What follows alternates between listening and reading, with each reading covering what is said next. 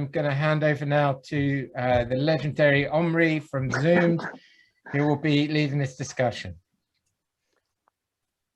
Thanks a lot, James. Hi all, how you doing? Thanks for the opening. Legendary, I don't know if I'm legendary. I will say this is my last year, I think my third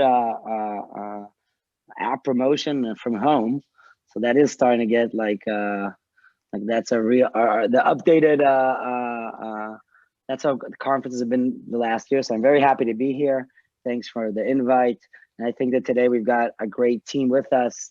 I think that after a year of COVID here, a lot of us have a lot of insights, and that's why I'm very excited to have this panel of experts with us. I remember the first work from home event I did a year ago, James, was with that promotion, of course.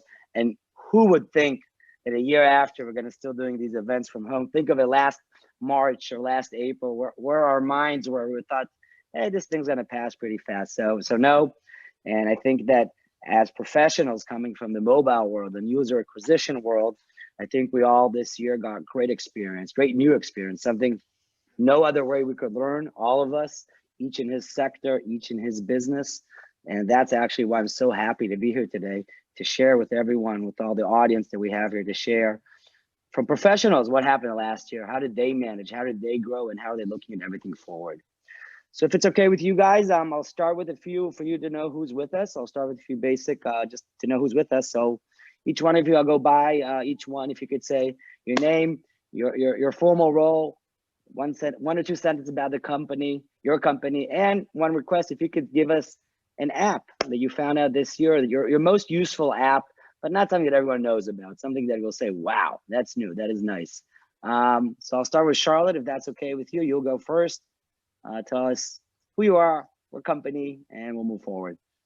Of course. So yeah, as Omri said, my name's Charlotte. I work for digital, where I lead the digital marketing team. Depop, for those who don't know, definitely go and download it if you don't have it already, is a fashion resale app. Sort of like we're changing the world of fashion one resale at a time, which is really exciting. Good question in terms of what app that I haven't used before. I would definitely say things like Farmhouse was an app that I had never found before, that I've definitely discovered during lockdown, when I think no matter where you are in the world, getting a food delivery during the peak times of lockdown was near impossible. And then shameful to say, I think my Deliveroo and my Just Eat and my Uber Eats usage has slightly gone through the roof over the last year as well. Like all of us, a lot of us, yeah. Great, thanks, Charlotte. Claire, moving to you. Yeah, hello, thank you for having me today. I'm really excited to exchange about user acquisition, my favorite topic today with you. So I'm from Product Madness, I'm user acquisition manager. I am working on several channels, social media, DSPs, preload, influencer marketing, and really happy to share and exchange any question you might have. Product Madness get social casino application, but are not gambling. It's not real money gambling, it's gaming. It's amazing application. I discovered it by joining the company, so really enjoyed that. And on the application, I'm using more and more. It's like all the well-being application, because we had a crazy amount of work during this COVID, and now you know, I need those applications just to learn and set times to rest. So that's my favorite application right now, I would say. Great, thanks for sharing, Claire. Dan, moving to you from Kuva. Hi everyone. So I'm Dan. I'm the head of performance marketing at Cover.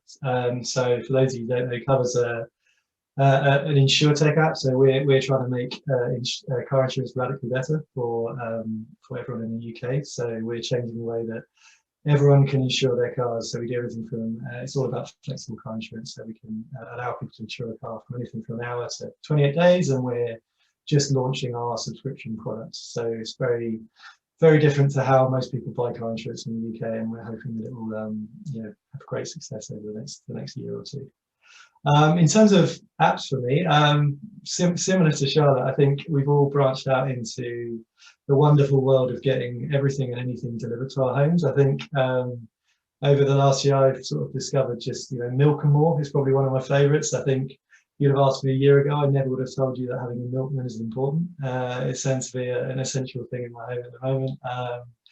And I've been locked up like quite a lot of people with a young toddler for the last year. So things like Disney Plus have been absolute godsends to us, I think, in that respect. Great. Thanks for sharing, Dan. And Ryan, last from Reflectly. Hi guys. Yeah, so I'm head of growth at Reflectly, and sort of the bunch of apps that we run focus on a bunch of different channels, performance, affiliates, influencers, sort of the whole spectrum. And for an app that I recommend, I got really big into walking, going outside in the last year. So All Trails became my sort of go-to app that I could make sure I didn't get lost on any runs, trails, hikes, where you're not really surrounded by anybody, just you and nature. So that's been a good app for me. Great, thanks. So thanks for all. I'll just I'll say my answer to my question. First, I'm Omri, co-founder and CMO at Zoomed. Zoomed, whoever doesn't know, is it's been in the market for a while. It's a merge of two companies. One is mobile and second is Zoomed. We hold our user acquisition platform, and we released a new product, a SaaS-based product, running on only premium channels for user acquisition. That's us. Regarding apps, quickly I'll say, so yeah, I'll take all your answers. Walt for delivery, Yahoo, because I started investing a lot, so Yahoo Finance, I've been going in there 30 times a day, I think, to see the stocks and check in what's going on. And totally, I'm with you, Ryan. I found out Runtastic by Adidas, really loved it. So yes, I took all your answers. That's what I used. So thanks a lot. If it's okay, I have some specific questions. I mean, for everyone who did not understand, Charlotte's from the gaming industry. So excuse me, Claire's from the gaming industry.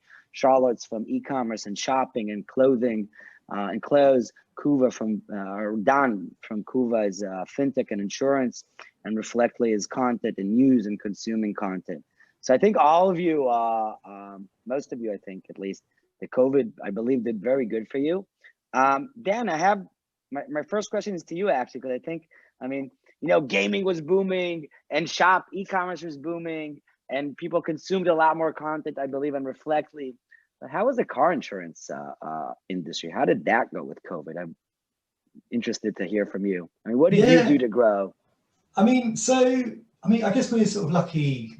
Insurance in the UK is mandatory at the moment for people that own a car. So we're in a lucky space where you've got a captive audience of 40 million cars and all of them need insurance. So unfortunately, in a year where a lot of people unfortunately have had to sort of cut costs and things and change their consumer behavior, that car insurance is relatively sort of protected from that.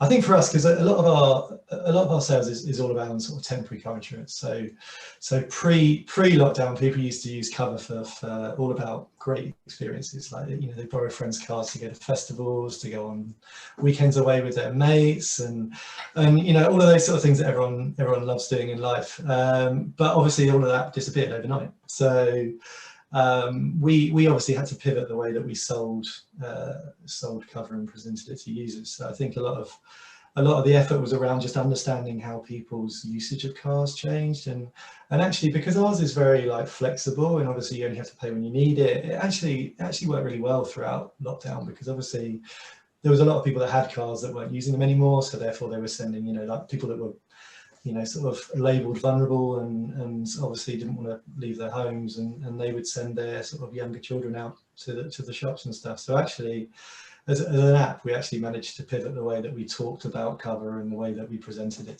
to customers, which actually helped us sort of ride the storm, as it were, for the last year quite well. Got it. Thanks. Interesting, I think. Charlotte, you've been in what I see. You've been in the Depop for around 2 years, and I'm sure that the last year wasn't something you could plan or even expect, of course.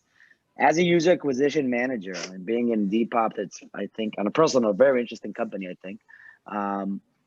What do you take? What's your outcome of the last year? I mean, how did you manage to supply all the demand that I'm sure you had? I mean, what's your tips for the next pandemic or the next world crisis that would be, if there will be? I hope none will be, but if. I mean, the last year has been definitely like a whirlwind, I think it's fair to say, for Depop. I think what we were seeing as like pre-COVID trends anyway, for instance, like people starting to think more sustainably about how they shop, both clothes-wise, but also in their general lives. We saw that sort of amplify even further. I think also what we saw, which was, I think is a fantastic byproduct of COVID, is that people are at home, not doing much, and actually there's a real entrepreneurial spirit that I don't think is talked about much, but that Depop really helps facilitate. So we've had, and that's really like, it's amazing to see, especially from a younger audience as well. They are so entrepreneurial. They're thinking of new ways to do things that just haven't been done before. And I think it's fantastic that Depop has been able to work with them to really facilitate their new businesses and their new kind of this entrepreneurial spirit that's really grown during the last year. So it's been fantastic to see. It's been, I think, in terms of like when you talk about that supply and demand, I think we've had really great demand from this like increase of people wanting to shop more sustainably. Whilst we've all been at home, fashion has definitely still been a part of our lives. It's definitely a form of self-expression as well, as lots of our community members feel. And then when we pair that with the fact that we give our users the tools to essentially set up their own businesses, and or even if you're doing at that level, or just having a clear out as well, and not binning the product, but actually just selling it on, like you might have had your time with it, but it's a brand new and like exciting new item for somebody else. So I think COVID has been great in that respect, because we've had a really good increase in demand, but also the supply has also increased as well. So it's fantastic to see. Got it. And one question, after the last year that you've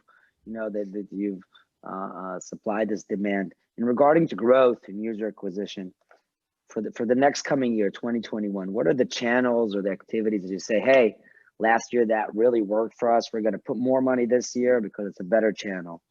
So I mean, if it's a media channel, it's like, I know, social, TikTok, I'm just putting an example just to try and lead the question. Yeah. So I think when it comes to the channels, the platforms which we work on, I think it really does come down to finding channels which we can have a conversation with our users on. I think that's pretty much number one for us. We don't want to create ads that are just ads.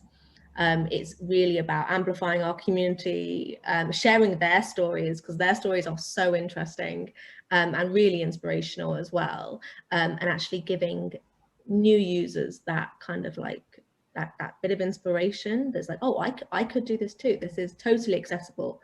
This is something which is really exciting. In terms of like platforms, I think we were one of the first advertisers on platforms like TikTok, and it's definitely been something. The platform's grown massively over the last year. I think as we've all seen, TikTok has definitely gone viral. But actually what's happened is we've expanded, the audience on TikTok has expanded, which is fantastic for us too. I think it's something which we will definitely be continuing to invest in over the next year as well. Got it. And the channel source, anything that you're going to cut this year? You said, hey, we found out that did not work as good as we thought. We're going to cut it this year. I don't think it's actually, honestly, no, is the hard answer. I think we've seen fantastic growth across all of our channels, Snapchat, Facebook, Instagram, the Google network, et cetera, Pinterest. So I think it's really about taking them to the next level this year. Great answer. Everything is great, and you just want to get it better. Great. We want to do more. That's the problem. Yeah. We want to do more. Good. Thanks. Moving to you, Claire. If I take you again, the gaming industry, I mean, also IPO wise, a lot of companies went public and a lot of companies really grew. So of course it was an unbelievable year for you, but same question to you. I mean, if you take the last year, what are your surprises? What's the best working channel that you said, hey, I did not think this is going to be working so good, so this year I'm going to put more? And versus also, what are the channels that did not work or gave you bad results and you said, hey, next year we're not going to use this, or this year, excuse me, 2021? So yeah, indeed, I think last year was a really good year for all games company because we saw that the retention increase. Slayer made an amazing studio about it. I think anyone can find it online pretty easily because people, they needed to be entertained and they needed to be in a situation where they were not alone at home because it was a crisis. It is still a crisis in a big part, in a lot of countries. So so yeah, definitely we had kind of this responsibility to keep entertaining the world and continue to share some fun. So I really enjoy it. And I think the best channel was the one that we are the closest to the users. And the one that understood that advertising on COVID is something that needs to be done cautiously. On your creative content, a lot of brands went into it, and I think it's really great that some platform like Facebook, for instance, they're restricted and review those content because you know, I think your brand safety as well, and what the user sees on the platform is something that needs to be controlled. But I would say the channel that really spiked up is YouTube on influencer marketing because people, they watch more and more YouTube. You have also some really great studies on the internet. Feel free to reach me if you want some. I really like to share content. And I think influencer really made a big part in how to make people feel better by entertaining user. So I think that was the best channel I saw during COVID. Some brands took advantage of it, some didn't, but that's really what I saw worked the best. On what didn't work, I don't think there is something that cannot work. It cannot be appropriate to your goal, but it can't not work because Facebook, Google, everyone got the audience. Once you get the audience, it's only how you use the tools the platform gives you that can make you fail. So I would say there is not bad platform, but there is some platform definitely that had a big increase in CPM and that made it really challenging to keep spending on it.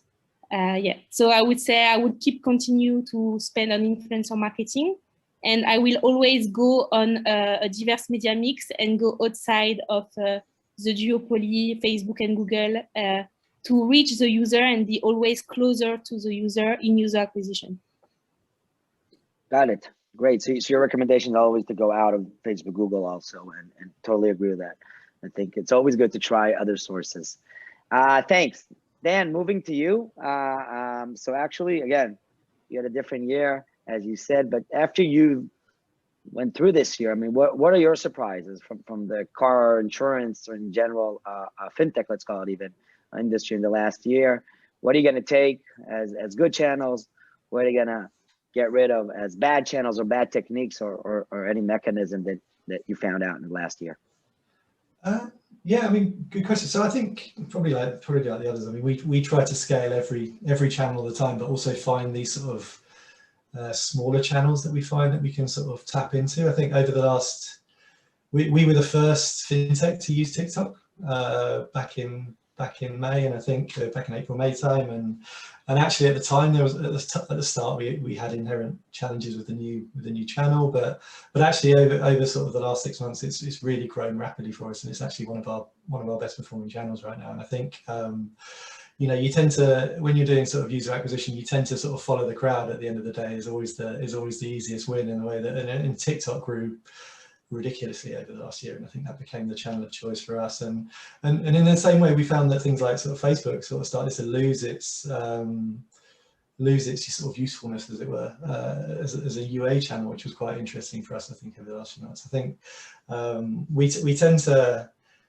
to think more like sort of your gamers in your e-commerce platforms, I think, than your typical fintechs and insurance apps, in the way that we try to go to these platforms that aren't necessarily the safety net for those marketplaces, which is what's helped. So I think that will basically be our focus, I think, over the next year, is looking to try and really expand our channel mix so that we're staying outside of the sort of typical ones, I think, and just trying to grow through that. Got it. Got it. Thanks. And one question regarding TikTok. When you say TikTok was really successful for you and your performance side, of course, but you do also like, hashtag activities, branding and awareness activities, or only hardcore performance to get that, collect those leads? I know that's your part is the performance and the leads, but in general, when you say TikTok was successful, do you run also on the higher level of the funnel to generate that awareness or generate those eyeballs watching you, and then you go and just chop and get those leads afterwards? How do you do that? No, so yeah, I mean, it's interesting. So we don't use TikTok at all as an organic platform. Like we unfortunately, we don't have enough to say to sort of to run that as an organic platform for us. Whereas we've been using it as a very sort of heavy direct response platform. So we're the good thing about TikTok is you can get relatively cheap CPMs, so you can obviously target a lot of people very quickly. And actually what we found is that the DR approach actually works far better than if you try and be a little bit more native in the way that you create the ads. Like we started off sort of having a bit of a split approach, which is where we had the challenges at the start, where we tried the creative angle and trying to make things feel more seamless within the TikTok environment. Obviously, it's an app that people go to for entertainment fundamentally. So we wanted to try and embrace that entertainment element of it. And then in the same instance, we tried the sort of more direct response messaging, and actually direct response far, out-responds the organic stuff, mainly because I think like I say, you've got it as a brand, you've got to be very clever at bringing that sort of stuff to life. And actually you've got to be very clever at embracing the trends, and TikTok, the trends, come and go every day. So it's very difficult to sort of constantly evolve like that, I think, which is where we sort of have the challenges. It might be something that, the sort of more e-commerce brands like, Depop, for example, probably have the ability to do, but we, unfortunately, when you work in a fintech world, you don't. So it's part of the challenge. Great, thanks. Yeah, I thought it's a bit different with you guys. That's why I wanted to know. Ryan, moving to you. I know also you made, thanks, Dan. Ryan, moving to you. I know you did a change also, moving from fintech, Revolve to Reflectly. How was the last year for you? It's a subscription-based business content. How was the last year for you? I mean, again, what do you take? Also, moving industries. What do you take from the last year, and what are you looking forward, and what's going to get better? What's going to get more from you as a user acquisition and performance, and what's going to get less? What did you find out? Yeah, so I moved sort of pretty much as COVID was hitting to health, mental wellness industry. Just to give quick context, Reflectly is an intelligent journaling app. Helps you vent your thoughts, your feelings, and from there you're able to kind of overcome anxiety, improve your health, emotional well-being, etc. So going from, I suppose, the cold world of finance, tech, it was a huge kind of shift. And one of the reasons why I loved it was it's not the health space, the mental health sort of space isn't regulated. I can kind of be creative. I can do a bunch of different copy, videos. I don't have to go through like a bunch of different layers of regulation or politics or whatever to get something out. Which when you're in the fintech space, you need to be very careful what you say.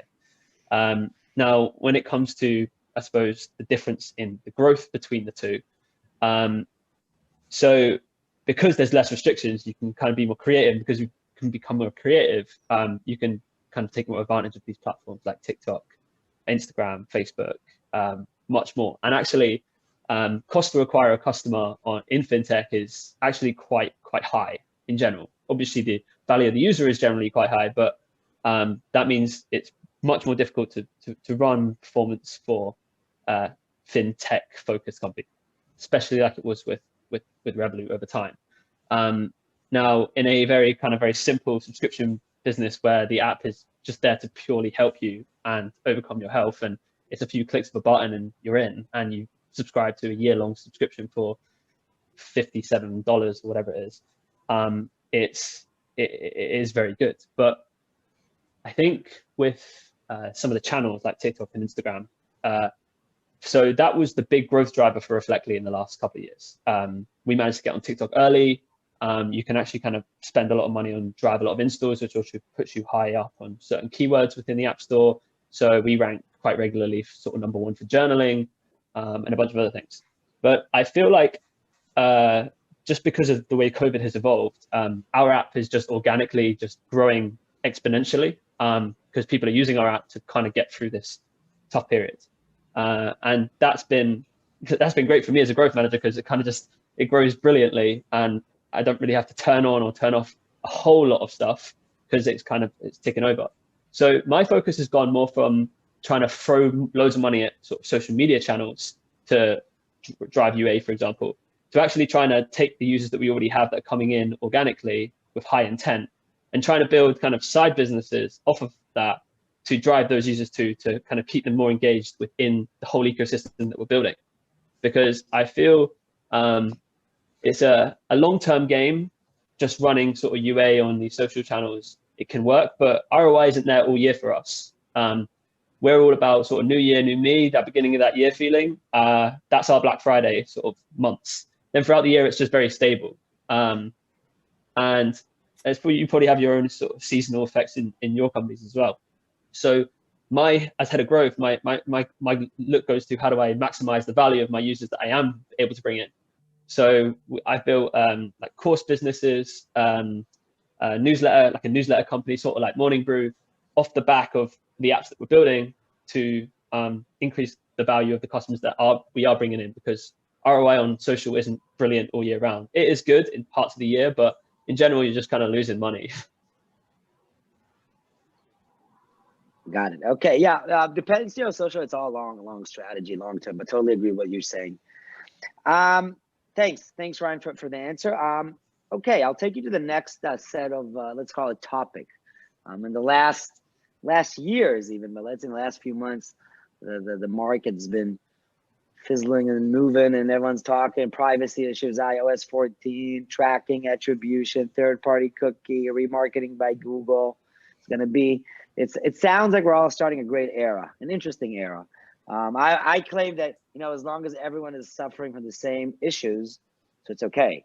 And as long as there's only one company, one type of company, so we're all in the same pond, let's call it, with the privacy issues. My question to you, and I'll go to each one, and I'll try this specifically. I'll start with Charlotte. Charlotte, everything's going on with iOS 14, and then the IDFA blocking. How do you think that's going to affect you? I mean, you're really in the content and the storytelling. You want to know who saw what, then you want to give him another part of the video. I mean, how's that going to affect you, do you think, if at all? And if is it affecting already? I think it's fair to say that, like, it's probably going to be one of the biggest disruptive things that's happened in a very, very, very long time in mobile acquisition. I think the biggest change for us is really we're having just to pivot and to quite significantly change, to be frank, lots of our internal measurement. So sure, like cost per registration or cost per install is important, but actually the quality of the user is actually really important as well. It's not just about scale, it's making sure that scale is actually of a high quality as well, so you can build long-term growth for any company, really, but especially for Depop. I think when we often looked at essentially like lifetime value and things like that, and the crux is that we won't be able to do that in the same way as we've been doing it for the last multiple years. That's going. So we are having to sort of build in our own like predictive models essentially to really assess the performance of performance marketing. Performance like that is it's changing a lot, and also I think it will make us view especially like the SANS networks much more critically in terms of how they are self-attributing how they're self-attributing performance.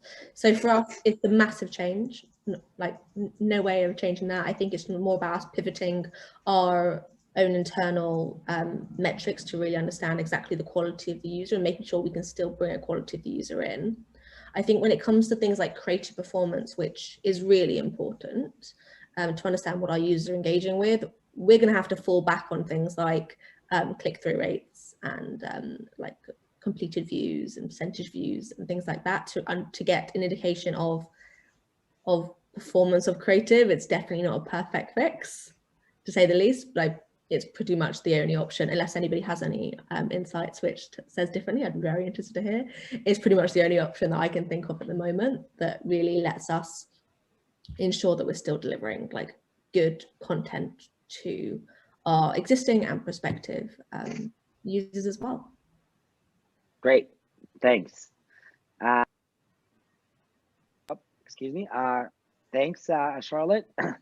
Claire, you're in an industry that I think is going to be one of the most affected by the changes in iOS 14 and privacy with everything that's going on. The gaming industry, retention, lifetime value. These are things that, you know, measurement is it's basically maybe a lot of marketing actions, but in the gaming industry, it's a lot more. And Claire, when I go into you, I mean, how are you going to tackle this? I mean, looking, are you already feeling it? I mean, the changes. I mean, what insights do you have to give us about that for the next coming year?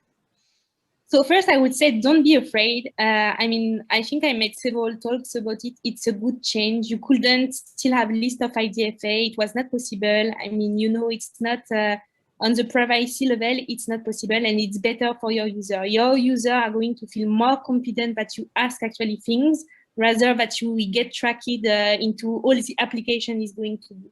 So I would say focus on how to have a holistic picture of your data.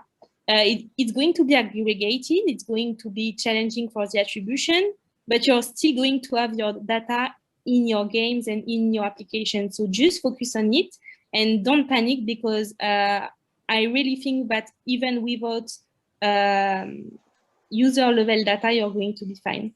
I'm more worried about the timer that makes things really hard, to be honest. So on this, it's true that I'm going to keep following what MMPs they share and what Apple says. But actually, Omri, it comes back to your first question, where are we going to spend the most from now to next year? So the move Apple made is definitely to make you spend more on Apple Search Ads. So if you want to secure this, you might maybe want to spend more on Apple Search Ads, because the attribution on Apple Search Ads is totally fine. So that's good news for Apple, at least. Totally agree about that. Totally agree. So yeah, so I think this one, I would focus on Apple Search Ads, and definitely if you are not spending on it, defend your brand, see what's going on around this, and have an holistic picture as well. Build strong brands, but where your user will feel safe. If your user already know you, they are more likely to accept the ATT framework and opt in. So it's really important to build this confidence and not to be just someone in the market, but to be someone known in the market. So you really need to work on it, which is great, I think, because it kind of comes back at the first mission of the marketing, which is to get people know your product. So I'm really excited about it, to be honest.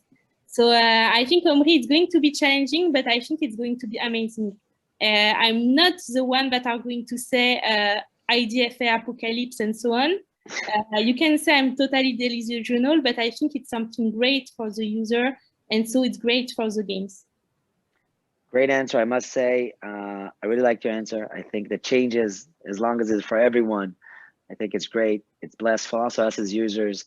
And so I think it will just make us all be better marketers, spend our dollar in a better way, and our users will like us better, I think. That's my thought. Great, thanks. Dan, you have on top of all your iOS and privacy and third-party cookie, you got, bigger regulations issues. I mean, how is that? I mean, when you take fintech and insurance and you add that on the iOS 14 and the privacy with all the, I mean, how are you going to go this year? I mean, doing all this on your side?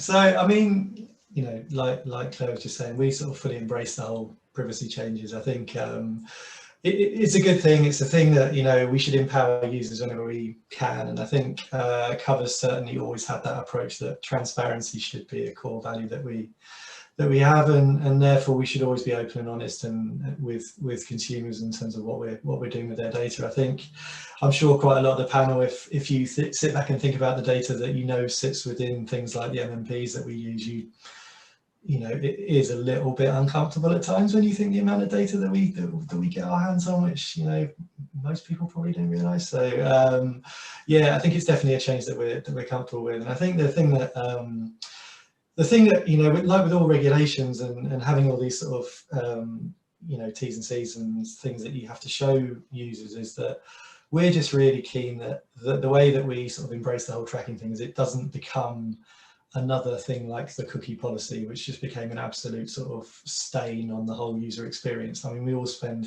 all have teams that spend, you know, hours and hours a day finessing the user experience, and then you've got another net new thing that you're going to put in the way of people. And I think whilst things like this have a, you know, obviously have a UA impact in terms of understanding, having that data to sort of do retargeting and understand measurement better, but actually I think the fundamental has to be like, is putting these barriers in place going to be the thing that actually going to be detrimental within the app anyway, because people just start going on fed up with all these pop-ups that I have to opt in and out of. And you know, I think we have about 35% of our users already have the lat tracking on, so actually it's kind of something that I'm kind of used to. It's not like it's going to be a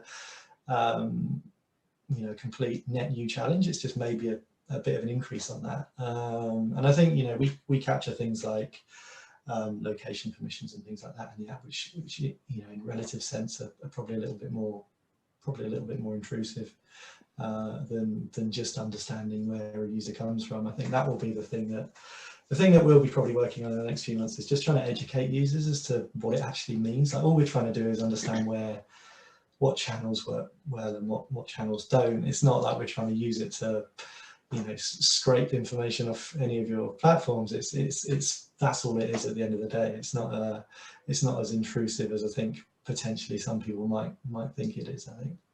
I think for advertising, it's actually like you could see it's a real opportunity, because previously for app acquisition, if you wanted to track everything, then you're probably going after users who hadn't disabled their LAT.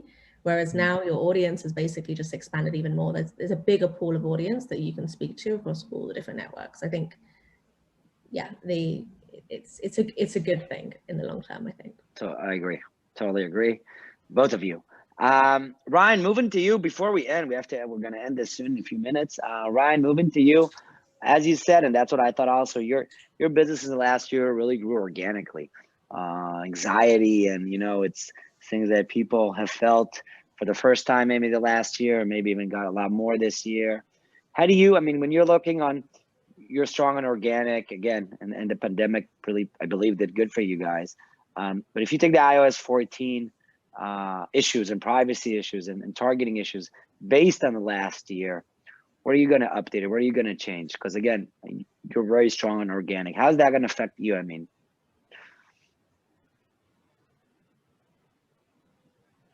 oh, we don't hear you. Sorry, I was on mute. Trackability is always kind of the priority, and for me, I'm always deep into the numbers. So I suppose I built a model myself using the source data from App Connect. That can give you kind of a pretty good foundation to figure out where your source data comes from, how good it is, because App Connect goes right down into the app installs, the sales, the app purchases, and it's not 100% accurate, but I mean, you turn up spend one day, turns down spend another day, you can kind of see how effective it actually is. So that was one way that I built that seemed to be effective. And it actually gave me an even greater understanding of how these channels truly are performing, and whether true ROAS is sale for sale by channel. And then also to be honest, a lot of the campaigns I run, we used to do a lot of app installs back in sort of 18, 19, but we actually kind of realized that app installs were kind of quite expensive when you could just run web conversion campaigns and get an optimized for, I suppose, button click to get to your app page.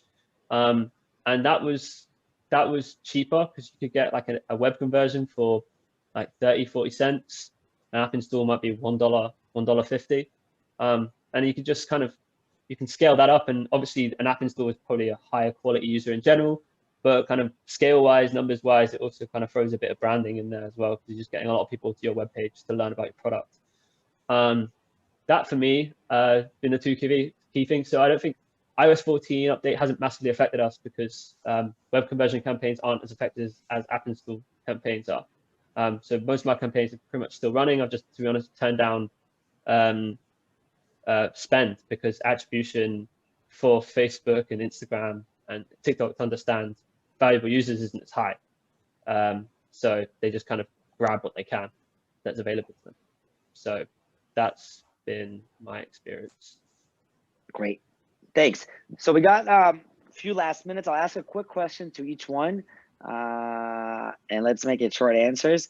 I'll combine two things. First, have your KPIs looking forward 2021. So Ryan, I'll start with you because you were the last one.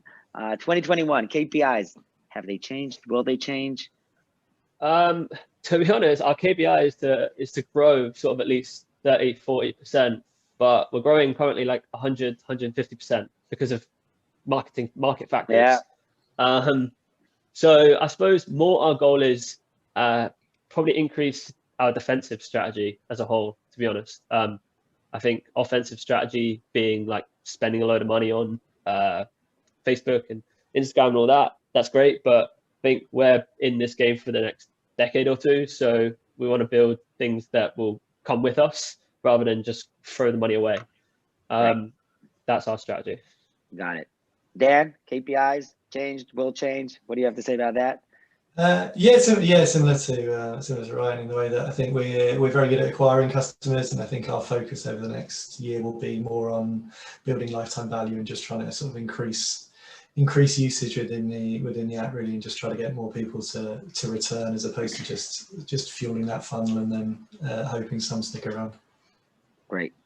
Sorry, I'm moving so fast, guide. We have 2 more minutes. Claire, KPIs changed, will change. What do you say about that? Yeah, it will change because a new way of tracking, especially with the IDFV. I'm looking forward to see the solution around this and the new KPI we're going to track. Got it. And Charlotte, on your side? I think so. In terms of change, I think we're talking about just like bigger scale. That's the main KPI that's really moving. But I think there's also going to be a lot more focus on that lower funnel, like retention, remarketing activity as well. Got it. Great. Anything you want to add? Something, guys, important in regards to UA growth, looking forward? Anything from your side? Questions from the audience? I'm talking to the audience. Yep, James. Hi, Omri. Yeah. What I suggest is we do have a few questions from the audience, and being as we're sort of close to time, what I suggest is if the panel could and yourself could head into Swapcard either now or if they can for 5 minutes and just take a reply to some of these questions. And if you sort of click on the question and then it should pop up a little box and then you can sort of reply in line. Maybe that's a good way of sort of carrying it on. But yeah, maybe I'll just leave you to wrap up. That was fantastic discussion. So thanks a lot. Yeah, we'll go into Swapcard, guys. We'll answer the questions there following the session because we have to end. We have 1 more minute. So first, on a personal note, it was my pleasure. I'm going to say, and James, don't get me wrong, I hope this is going to be my last convention from home. I'm dying to be in London and doing this in London. So that's first. Second, it's interesting how again, this is the 3rd one the last year. So it's interesting to see how in each event, answers are getting updated and we have more experience after this last year. And I think it's great having all these e-commerce and games and fintech and content in this session. And it was very, very great understanding the answers and how each category business segment has been working through COVID. I'll say that in general, I think, and we all feel it, mobile did very good to most of us as mobile, as a channel, screen time really grew. And I think that if I put aside what happened the last year, I think that as mobile, we learned a lot and have a lot to learn more and to, of course, execute in the next year. So I hope all of you, we will see you in the next session, whenever it will be in the next app promotion and today here. Thanks everyone for the answers and for your time, and we'll answer all the questions in the swap card over there. We'll go dive into it and we'll answer all questions in there. Thank you, Omri. Bye-bye. Thank you, everyone. Thank you, guys. Thank you. Thanks all for all our audience. Bye-bye.